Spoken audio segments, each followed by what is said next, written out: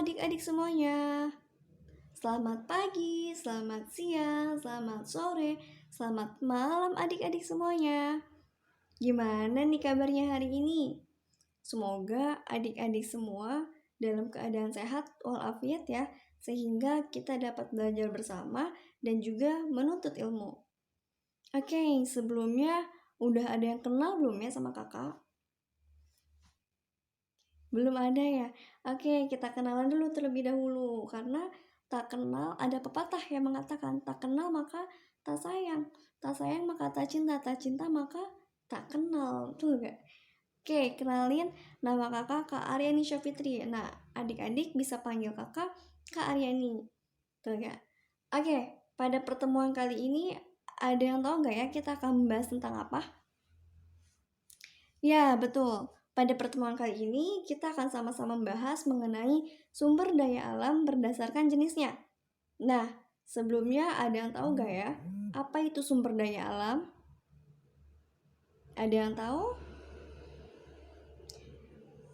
Ya, betul. Jadi, sumber daya alam adalah komponen yang ada di bumi, yang keberadaannya bermanfaat bagi kehidupan manusia, baik itu untuk bertahan hidup maupun untuk menunjang kebutuhan sehari-hari. Nah, sumber daya alam ini berdasarkan jenisnya terbagi menjadi berapa ya? Ya, betul. Sumber daya alam terbagi menjadi dua. Yang pertama, ada sumber daya alam hayati atau biasa disebut dengan biotik. Dan yang kedua, ada sumber daya alam non hayati atau biasa disebut abiotik.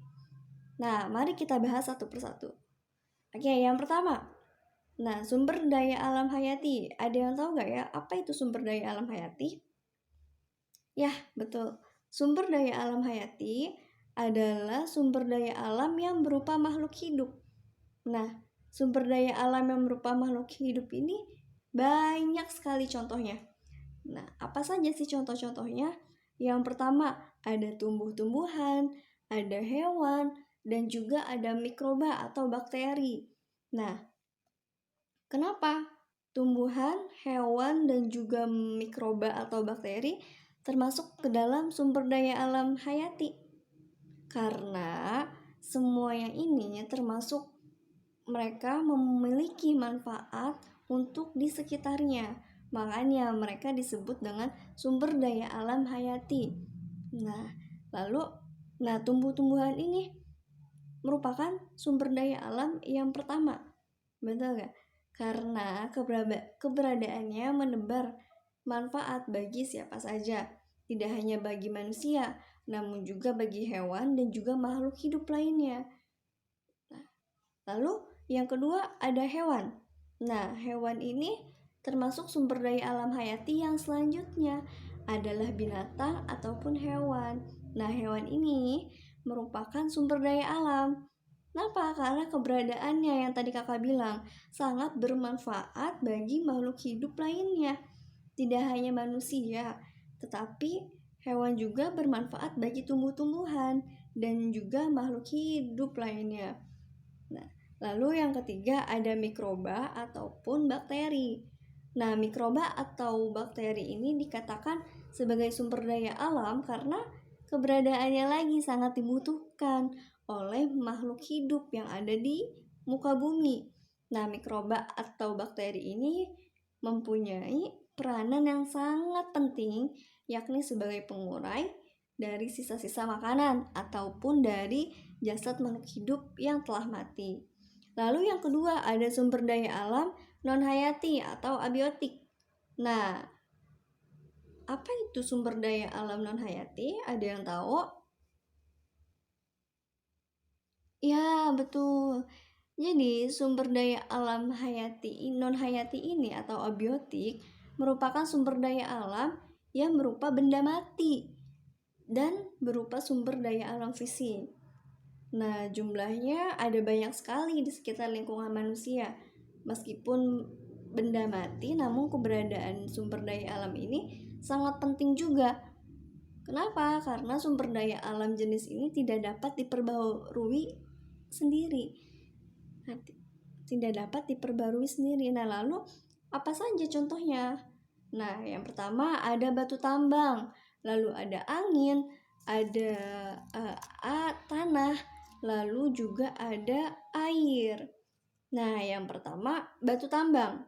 Nah, batu tambang merupakan sesuatu yang terbentuk dari perut bumi, betul nggak? Yang mempunyai banyak sekali manfaat bagi manusia. Nah, batu tambang ini berguna bagi manusia, juga jumlahnya di bumi tidak terlalu banyak. Makanya hal ini menyebabkan manusia harus cermat.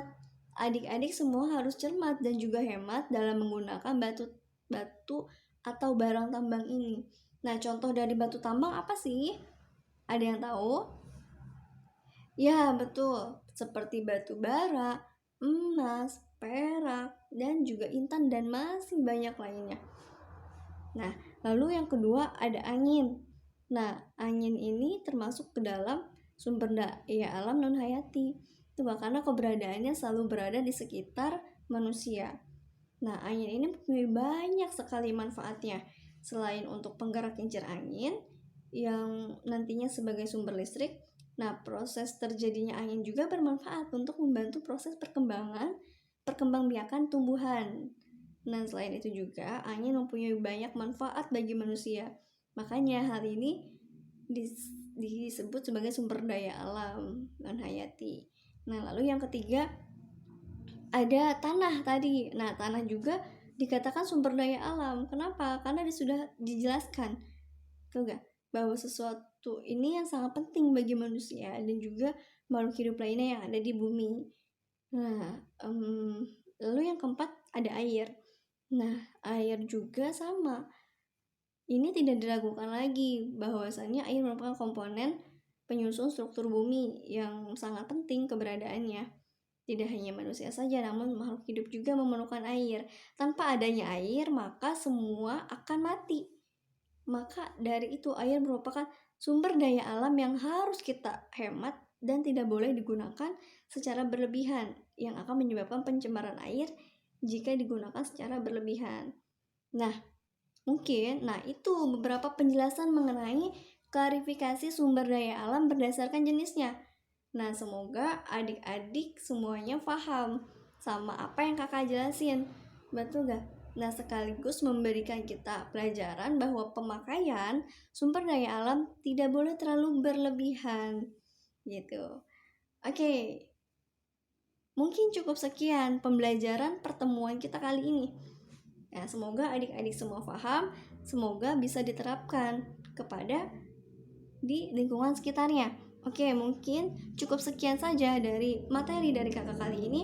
Sampai bertemu lagi di materi selanjutnya. Bye-bye. Oke, kita akhiri dengan membaca Alhamdulillah. Alhamdulillahirabbil alamin. Wassalamualaikum warahmatullahi wabarakatuh.